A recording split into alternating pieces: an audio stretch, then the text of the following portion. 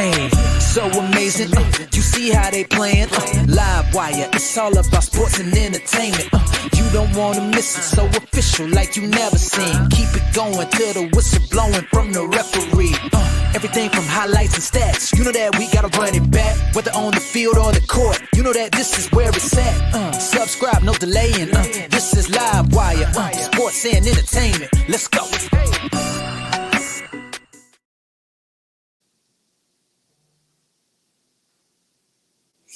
All right, what's good, everyone? Welcome to another Live Wire Sports Media. All right, so this video I did last night, but it didn't have no sound. And thank you, Ms. Adrienne Ross, for coming to the rescue and allowing to let me know that. So shout out to you for that.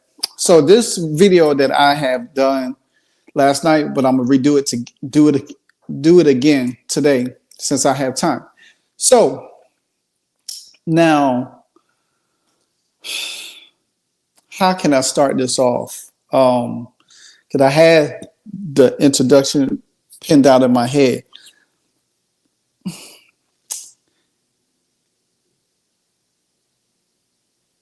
There we go. Now, when Charleston White has said the unthinkable on 520 Club podcast, Club 520 podcast, or however you pronounce it, or however you want to reverse it, whatever the case may be.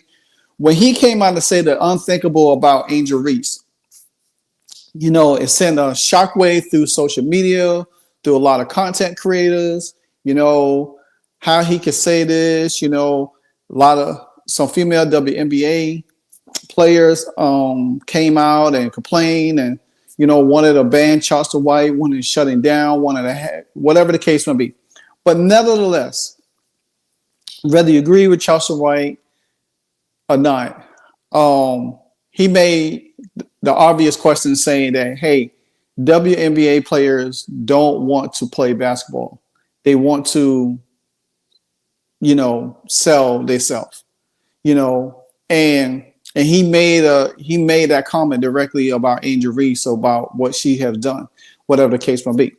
Now, me personally, I have daughters, so I'm never talking down about a woman and what she needs to do with herself, her body, whatever the case may be. That's just not my type of thing. I keep it very professional as much as possible. I don't try to degrade women, no matter if I don't agree with them or if I don't like a player. I keep things, particularly in the sports realm, to really understand, because, like I said, my family is a lot of females in my family. I might not agree with things with them, but I'm not going to. I'm growing up, you know, being respectful of my mother. You know, my mother taught me a lot of life lessons. Me as a father, I teach my daughters life lessons. So I know I'm not going to talk down on a person or a female, rather the case. So nevertheless, when Charleston White said what he said about Angel Reese, I would never thought that the words would have came to fruition. And the words did come to fruition because a former WNBA player, Liz Cambage, she came out publicly and said, hey, I made more money on Onlyfans than I do in the WNBA. Now, she didn't say in China, because she makes like $1 million for the team, you know, over in China. She don't play for a bunch of the teams in China, and she loves it over there because she gets paid. But she said that what she makes for OnlyFans, she get paid more than the WNBA. Now, me personally, I don't care what you do with your lifestyle. That's you. If you feel like that's the route you need to take just to compensate something else, because you have had a rocky relationship with the WNBA, a rocky relationship with the teams in the WNBA, and knowing that now that the WNBA is in a position with the new CBA that's coming out in 2026, players are able to make more money. So if you feel like that's the route you had to take instead of say, well, hey, you know what? Let me see what this new CBA is about. Let me get a WNBA another chance. Let me come back and play in the WNBA. But she's such a head case, you know what I'm saying?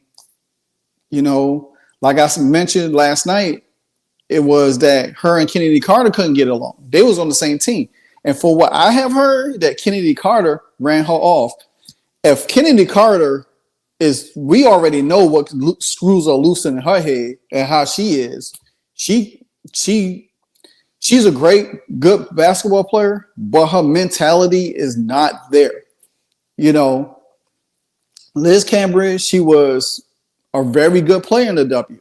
You know, she has done some good things. I mean, she's almost 7 foot tall. But at the same time, she's moved around the WNBA a whole lot too.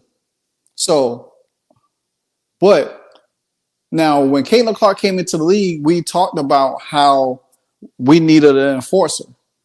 And she was one of the ones that, you know, kind of like advocated for Caitlin Clark. She likes Caitlin Clark. And if y'all don't remember this, I'm going to allow y'all to listen to this real quick because that's when a lot of us kept saying, hey, we need to get Liz back in the league, you know, let the fever pick up. But I caution y'all after this video. Yes, Caitlin Clark. Right? I love her. You love her, right? Yeah. Right? We missed it. No, all right, listen, we missed it. Listen, so she's so good for women's basketball. Yeah. Right? But everyone's talking, look, you've been there. Yeah. The Olympics, right? Yes. On the world stage. Are they missing the boat here by not putting her on a team, or is she just not? Oh, that's the Olympic team? Yeah, the Olympic team, yeah. I don't know, the Olympic team's pretty stacked. Right. Whose spot is she? Who would you take out? I don't know. That's right. And I think, you know, the rookies are busy adjusting to like playing with women right now. As you can see, there's a big difference from college to actually playing with, you know, the best of the best. Around a little bit. She's doing her thing. Yeah. No, it's not easy. Her numbers are great, though. You know, well, like, you gotta remember, the rookies are being rookies right now. They're fighting themselves. They're getting hazed a little bit. And it's what comes with the game, you know. It's like 3 years, 4 years. That's the biggest name in the game. Right. And I think, you know, I'm thankful for... In 3 or 4 years, she'll be the biggest name in the game. Definitely, but I'm real thankful for, like, the amount of light and, like, media these girls from college have brought to the league. But they'll say... But they're saying that she's going to make everyone more money. Everyone more endorsements, definitely. Right? You're looking at the numbers, the audience, the fans going to the games, the attendance records that she set. Look at the Sparks' first game of the season was bigger than a Lakers game, right? Attendance. So I guess all you can do is be thankful for it. All right, listen. So you think eventually she'll make that Olympic team maybe in another 4 years? Yeah, definitely. Right? Definitely. You don't see it as a snub though? I don't see it as a snub. I think, you know, the women that have been working for that spot and have been a part of Team USA from the last World Champs to the last training camp to now, you know, I think that team was pretty good to me. All right, listen, they're good to go. And look, as far as the women know, they should be grateful for what she's doing for the sport. Yes, I'm grateful. You're grateful? I think everyone else should be grateful. Y'all be begging for this attention. You finally got it. Right? Exactly. Right? Listen, but let me look. She's getting a lot of. I mean, you're seeing it. Like, they're coming at her hard, right? And it looks dirty. It's a lot. Like, is it too dirty for her, though? You know what I mean? Are you talking about, like, the online or real life? No, I'm talking real life. Forget online. Online, the trolls are the trolls. I'm talking about on court? On the court. Oh, there's definitely, like, a lot going on in her head. But it comes with the attention of the name. But I think she's handling it. Trying to put her in check? I would be crying in the corner. But she's really handling it, like... All right. Like, she's meant for it. You're awesome. Yeah. All right, good luck. All right, so you heard all of that. You know, she said, you know, and you could tell that the reporter was trying to dig, and kudos to her. Now, she said that she will be crying in the corner. But you have been a bully as well. You know what I'm saying? So let's take a little trip down memory lane real quick, and then we'll go on from there. So this right here, there was a point where Liz Cambage got into it with some Nigerian women, and she had called them monkeys, you know, and during her time, you know, she was part of the Australian national team in 21. She cited mental health concerning it was part of her reason for not representing the team. Then the following pre-Olympic scrimmage with Nigeria, in which an on-court altercation ensured, and Cambage alleged directed a racial show to the Nigerian players. In an interview, Cambage said in the video footage from the scrimmage will prove that she didn't do anything wrong, that she was assaulted. The video circulated on that Tuesday, showing a Nigerian player ran at Cambage and on the sideline and struck her with a punch. The video also showed Cambage's elbow making contact with the player's head on the court prior to the altercation. Now, here's another part of it as well, stating that, you know, she has had issues with teams. She lied about saying that she didn't say a racial slur, and the Nigerian team all listened to her. They all heard her, and they was pretty pissed off about it. So, and she said that Liz had called them monkeys. Now, you see that Liz had moved around. She moved around the league a few times. She started her career with the Tulsa Shock in 2011.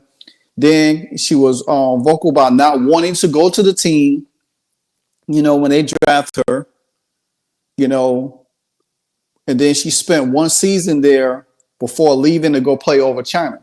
So, and I'm going to bring this back up again, this point, because it has to do with another college player. So I'm going to bring that back up in another video later on down the line. So she spent one season with the team, then left and played for China. She came back in 2013 to play 20 games with the Shock before exiting the WNBA in 2018 at that time. Then played a season in Dallas and 2 seasons with the Vegas Aces, with a year left in between before playing her part in the 2022 season.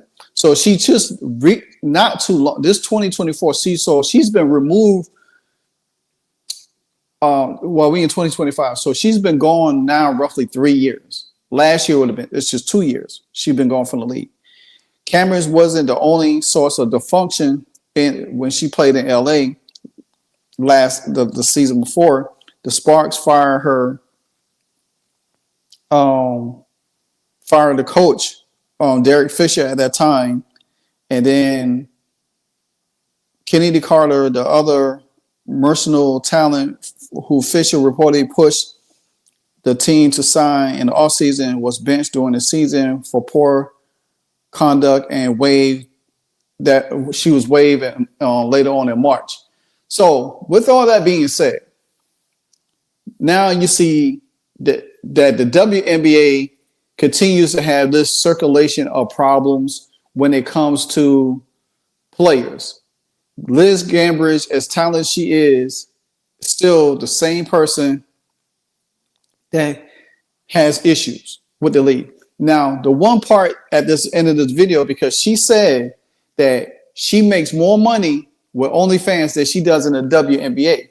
But you heard her in that interview, she said, the guy said, they're going to bring more money. Are you grateful? She said, yeah, I'm grateful. So if you are grateful for what Caitlin Clark is doing, that ought to tell you, say, hey, you know what? Let me give it another shot to the WNBA. But see, she's waiting till the bag drops. Then she's like, I'm coming back because this and that, because the league is making more money. So either she's using OnlyFans to supplement for what she's lacking in financial wise from the WNBA, but you making more money playing with China. You know what I'm saying? So I don't understand that logic right then and there, because it just seems like You searching for something. It's kind of like you searching for yourself. There's a piece missing from you. Like if you cited for having mental issues in the past, maybe there's something that you need to fix personally. I don't know. I'm not a doctor. Don't play one at all. But I just feel like at the end of the day, for you to go around and just drop this, you could see the difference between her now. You know what I'm saying? I'm not saying she doesn't look appealing. She does, but at the same time, at the end of the day, it's your life. You do whatever you choose to. It's not me. Some people say they look at it, OnlyFans is another way to call it prostitution. You getting paid for it. It's legalized. You create an account and then you put yourself on there and people join and subscription just to see you do whatever it is. Me personally, I ain't into that. I just never been. I'm just the type of guy that, even though I'm not in a relationship or nothing like that, but I know what kind of woman I like, what kind of woman that excites me. And it's definitely, I'm not going to allow my daughters to be taking part in something like that. There's too many opportunities out here just to go to navigate to something like that, just to feel like you have to compensate for something that you're losing. Because rather how we feel about the WNBA at this point in time is that the WNBA is in a position to make more money. Yeah, they do owe money to the NBA. That it'll work itself out in the years, but if these women in the WNBA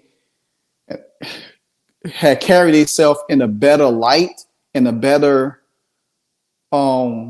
direction, and started having all of these agendas and Me Too crime, victimhood, crying, nobody's looking at us and nobody's doing this for us, and you causing all this drama and whining and complaining and stuff like that, then things maybe have worked out better for you in the past.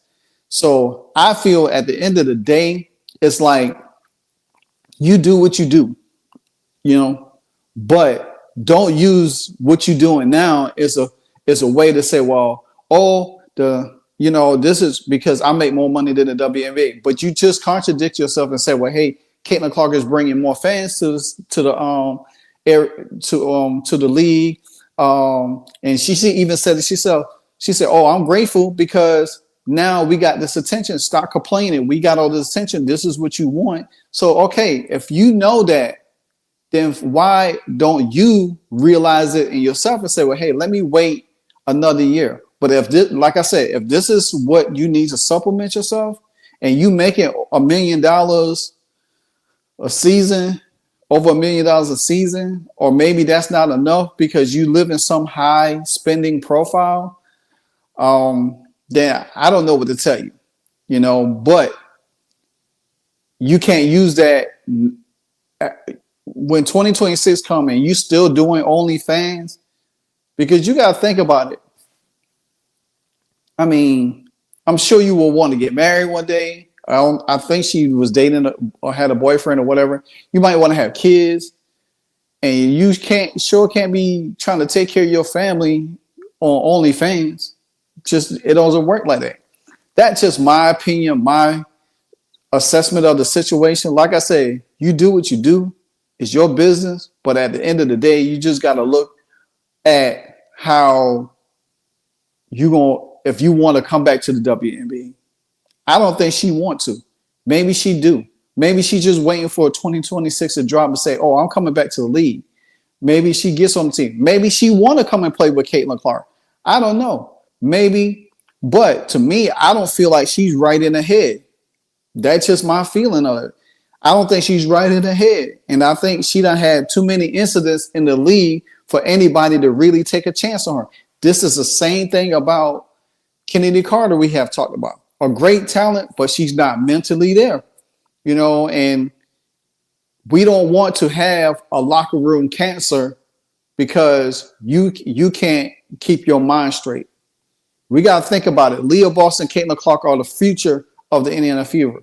They the building blocks. Well, you don't need somebody to come in to disrupt all of that because they want to be selfish or they think it's about them or they just want to ride the gravy train, you know, just to get more money, you know what I'm saying? Or use stats up or whatever the case may be. We don't want that. So that's just my opinion of it. And that's the way I feel about it. But kudos to Liz Cambage. Like I said, you do what you do. You know, if that's your route you want to take, hey, nobody can tell you otherwise, you know, but just don't make it seem like the WNBA, you know, is the cause of you not making more money because you already overseas playing. And matter of fact, she's still playing as it is because right now she's going to be having a game. Roberta Rodriguez put this out. She will be having a game against Camila Cardozo coming up. So hey, she's still playing over there in China. So hey, we'll see what she looked like when she played against Camila Cardozo. We're gonna see what that looked like. So, well, until then, this is Live Watch Sports Media. Thank you again for another time bringing some great content for y'all. Until the next episode, peace. Hey, so amazing. You see how they playing? Live wire, it's all about sports and entertainment. You don't want to miss it, so official like you never seen. Keep it going till the whistle blowing from the referee. Everything from highlights and stats. You know that we gotta run it back, whether on the field or the court. You know that this is where it's at. Subscribe, no delaying. This is Live Wire, sports and entertainment. Let's go.